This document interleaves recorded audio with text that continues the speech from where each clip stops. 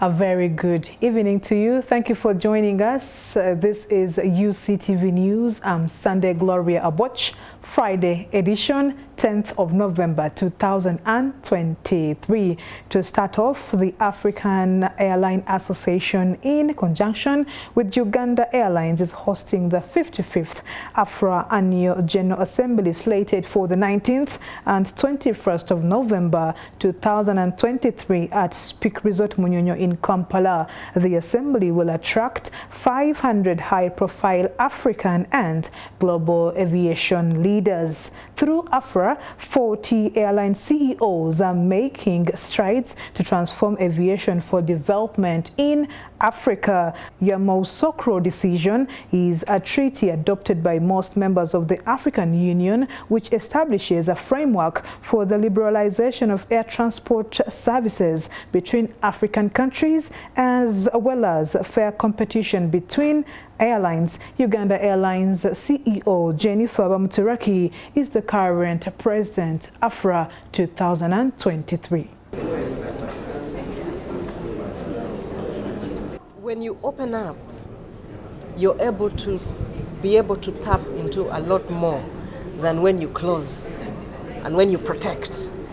Yes, it is very challenging to move from east to west. I remember when we were going to Senegal to receive the presidency, we went on our flight via Dubai and then took a flight from there to Senegal.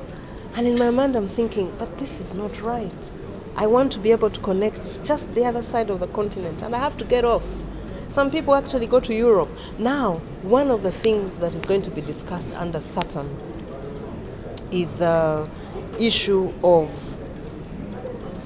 being able for airlines, African airlines, to work together and open their borders. Where there's open skies, liberalization. It depends on how the governments want to roll it out under airlines. But as long as we sign, then we are able to fly, say, to Joburg and go to Cape Town, and we're picking and dropping between. So those are the conversations, because we want to ease movement. And when you ease movement, there's also another thought that when there's ease of movement, then there's ease, the prices are more affordable, are value for money. Because if you look at Europe, interconnectivity within Europe is so cheap. So that's the kind of concept we'd like to bring. But of course it finds its challenges because of infrastructure, the cost of operation in Africa is very, very high. So some of these cannot be discussed in isolation. Yeah.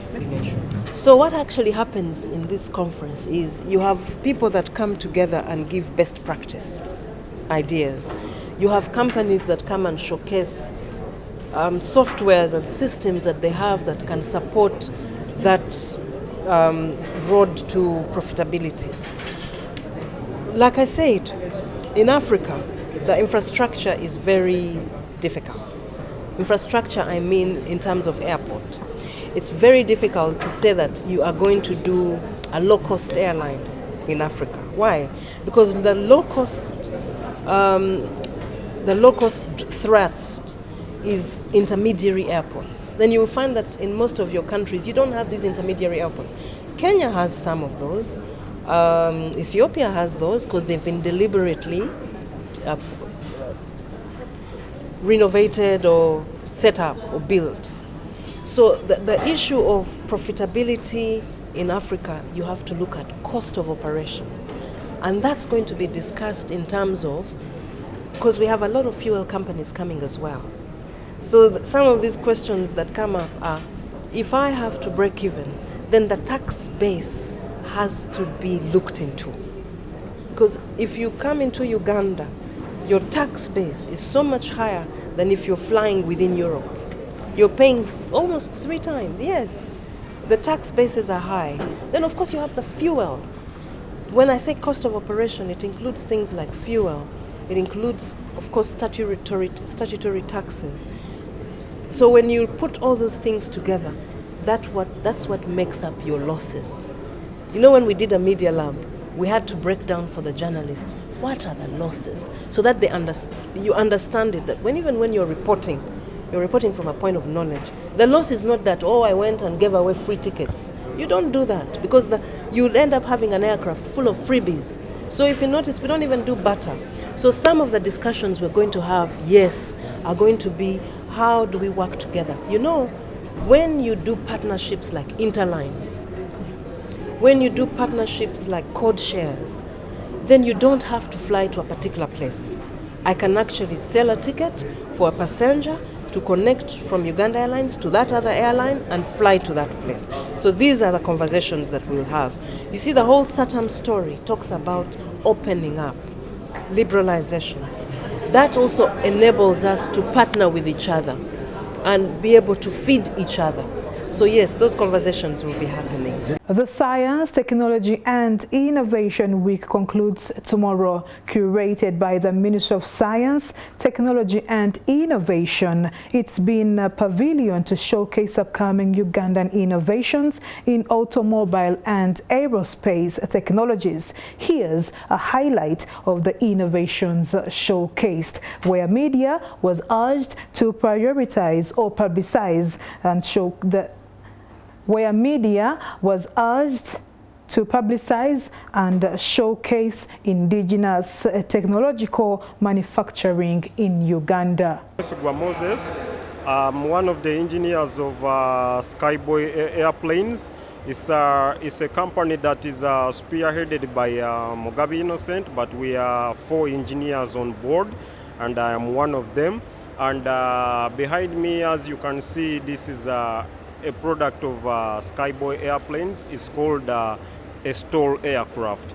And a stall aircraft is a plane that will take off in a short distance of about a half a football pitch. That is approximately 50 feet, and it will be already taking off in the skies. Now, Skyboy as a company is a company that started in 2015. It started from way back Ginger, then we shifted the headquarters to Kamwocha, and so far we have produced 3. This is the 3rd one, and its main purpose is to make sure that anyone can afford a plane that can run in a short distance, and it has retractable wings that can be removed, and you can keep it in your simple garage and have a small airport at your place. Skyboy is a propelled machine. It uses a propeller to thrust, to move forward. It has slats that help it to stall. It has flaps for the swivels and the turnovers and the maneuvers. We have our elevator to help you move up or down.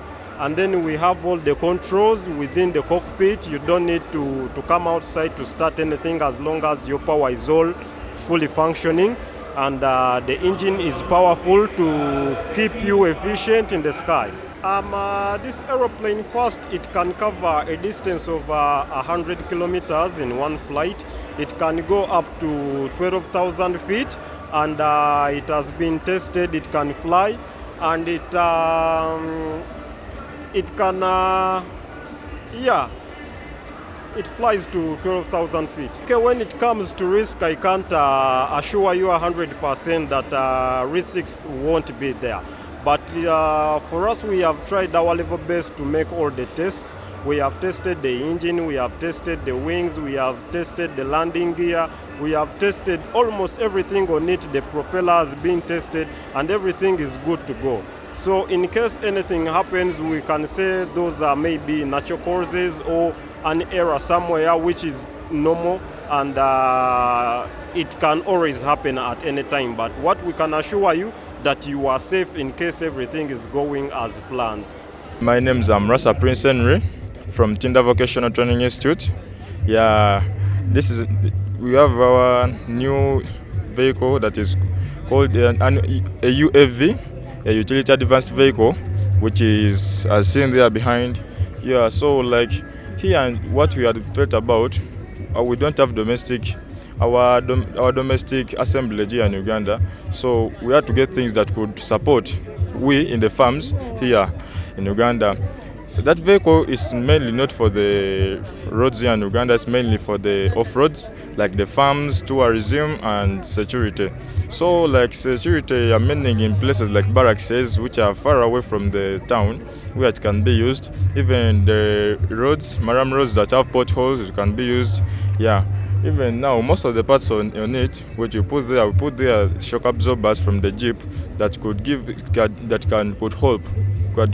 help the shock in like transportation and whatsoever. So like the main purpose of us having that vehicle is to help us in our domestic works, that you can leave home, go to the farm, then collect all the items that you would need, like to move with people, with your family. We go to the farm, touring the big farms. So that vehicle is so important. It has a 4-wheel drive in it that it can help you in such dangerous places. It's made of iron that was just welded. For in case it has a problem, you can just call a welder and you simplify the issues on it. So the vehicle is good, and it's good like for we people who are within the area, good for Uganda, like the whites make for theirs for their own countries.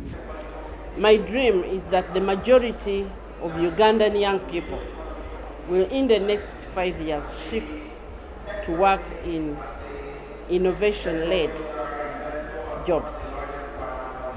They'll work on an even innovation-led job, not traditional things the way we have been doing them without science. So in 5 years, this should be very, very highly visible, because each of these innovations you see in here is capable of creating more than 200 jobs. And next year, I'll have another 600 or so. And there will be even those which don't wait to come here. They're from up country, they may not come here, but they'll be able to create jobs. So that's the biggest drive. I would like Ugandan youth to have an alternative to going out to work in Saudi Arabia or somewhere. They have a choice here in Uganda, because we have created an ecosystem that provides them employment.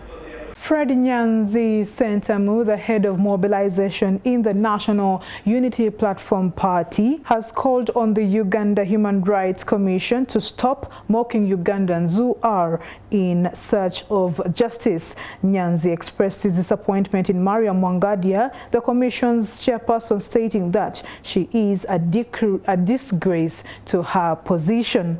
Recently, the Uganda Human Rights Commission closed the cases of 18 missing NUP supporters reported between 2020-2023. These individuals were part of a list of 13 names provided by the NUP Secretariat for investigation. Some of the people on the list were allegedly taken away by security forces using drones. Mariam Wangadia revealed that during their investigations, they were unable to locate 18 out of the 30 missing persons. Now, Fred Nyanzi, the head of mobilization, says the issue of abductions and human rights violations must be given the utmost attention it deserves. The elites have turned us down, have turned the country down. You can look at a lady, a landy woman in the names of Wangadia, who's the chairperson of the Uganda Human Rights Commission. The way she's responding as if she's not a mother or a parent, because some of these people who are abducted are, are his sons and daughters, the young people.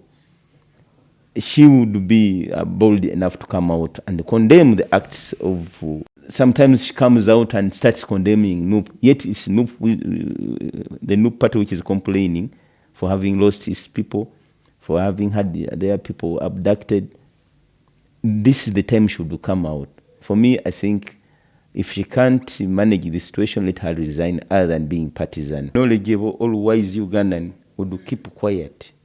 Even those in the NRM, after seeing what happened, when they shot people in Kampala, when they abducted people, when they imprisoned the people standing on falsehoods, false accusations and illegal accusations. No Ugandan can be quiet about it. So that's why time will come, every Ugandan will rise against it. It is very, very important that we have to keep the fire burning. Recently, we were affected by ego But as you know, Akasengeja, something that can filter. Along the way, you can see how leadership is filtered in the Democratic Party, in UPC, and FDC as well. There's a filter. People are filtered. You are now seeing leaders who have been on the cause for a very long time to fronting one candidate. That emerges naturally. If God makes us live to that time, we shall, cross the bridge when we get there. But as far as I'm concerned, we are together.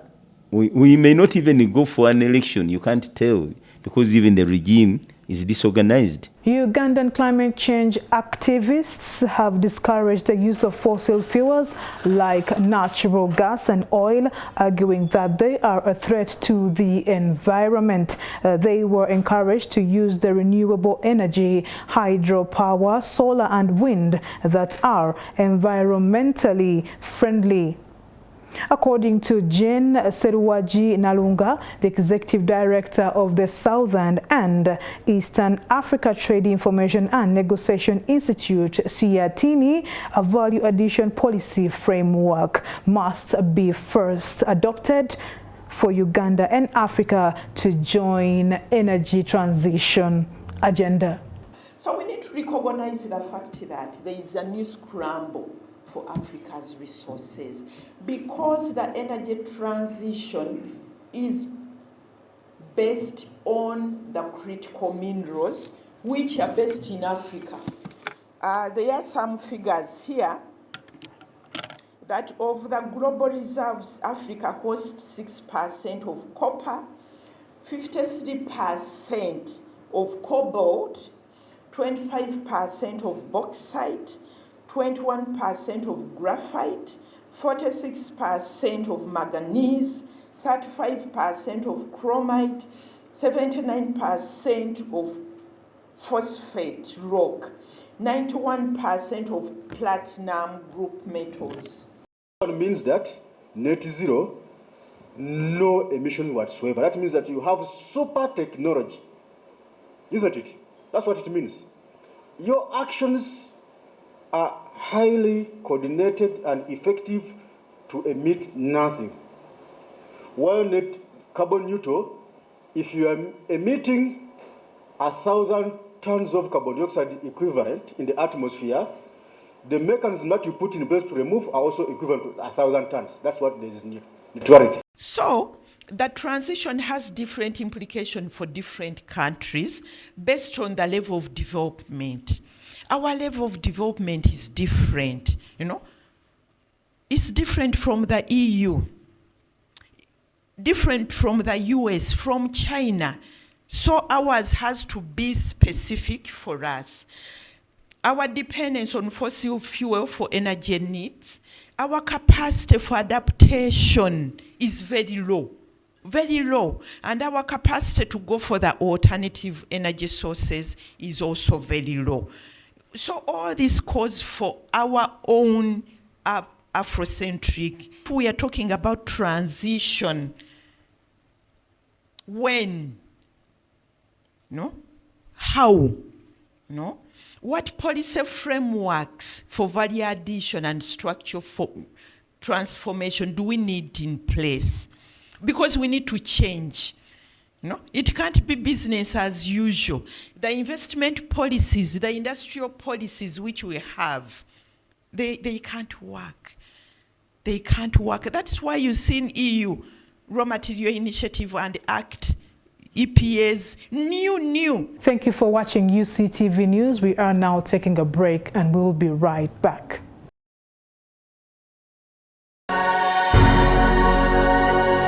UCTV, good news for all.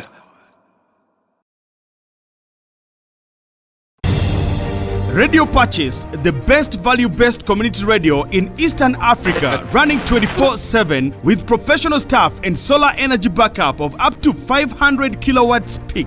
We rock the whole of northern Uganda and the world using 7 languages on 90.9 FM and 94.5 FM in Arua on Ediofe Hill, 99.7 FM at Moyo on Adua Hill, 101.4 FM at For God in Gulu, and online at www.radiopatches.org or download the Radio Patches app from Google Play Store and Apple Store. Radio Patches, peace of Christ for all.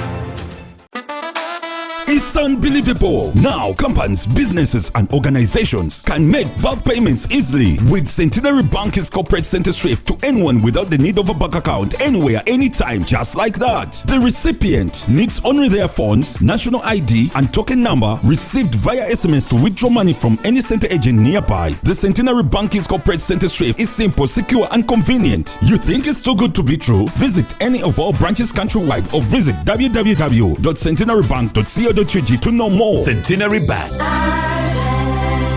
Centenary Bank is a member center group regulated by the Bank of Uganda. Customer deposits of up to 10 million shillings are protected by the Deposit Protection Fund of Uganda. Terms and conditions apply. UCTV. Good news for all.